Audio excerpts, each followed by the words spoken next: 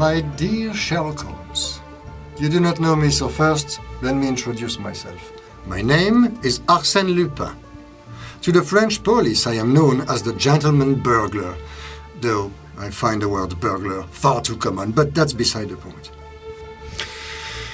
I must say, my friend, I never had the opportunity to work in England yet. But then again, nor have I ever had to come out of the shadows like this. But you see, it's bad enough to see your country about to commit cultural suicide.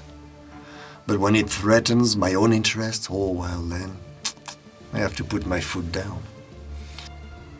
Now, in case you're wondering, I am referring to the upcoming sale of Hertford House and the Wallace Collection in London to the annoyingly rich Italian tycoon Federico Bellini. Now, I don't know about you, but I really don't like the man. And I have it on very good authority that as soon as he comes into possession of the collection, he intends to close it to the public, permanently. This collection. Now, at this point, I feel the need to give you a little history lesson, you see, because that particular collection was donated to your nation over a century ago by the widow of Sir Richard Wallace himself, on his behalf. And as it happens, Sir Wallace is a well-liked figure here in France. Because during the siege of Paris by the Prussian army in 1870, he was there. And he put his hand in his own pocket to help the sick and the wounded. And for that, he was awarded the Légion d'honneur. And he's buried right here in Paris. And right now, he must be turning in his grave at the sight of his own people about to betray his legacy. And for what? Enough money to prop up your failing economy for a short while? Oh, and of course, let's not forget a handful of convenient deals between your government and several of Mr. Bellini's companies. No. This is madness. And it would send the wrong message to the world, that art has no business being free and that only the rich can afford it.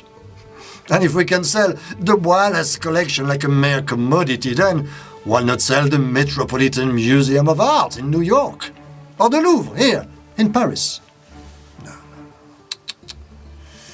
My friend, this sale cannot be allowed to happen. So, I am giving your government 72 hours to send Signor Bellini packing, empty-handed. Should my warning be ignored and the sale concluded? I, Arsène Lupin, vow that within a week I will have recovered the entire collection.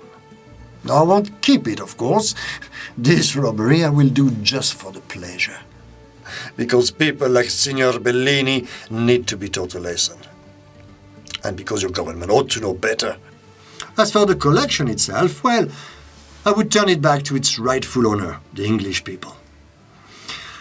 Now, my dear Mr. Holmes, I am no fool, and I know very well that just a few words will never be enough to change the state of affairs. So, I have arranged a little demonstration. In another of your collection, at the Dulwich Picture Gallery in South London, the oldest public art gallery in England. A fitting stage for the first act of our little drama, wouldn't you say?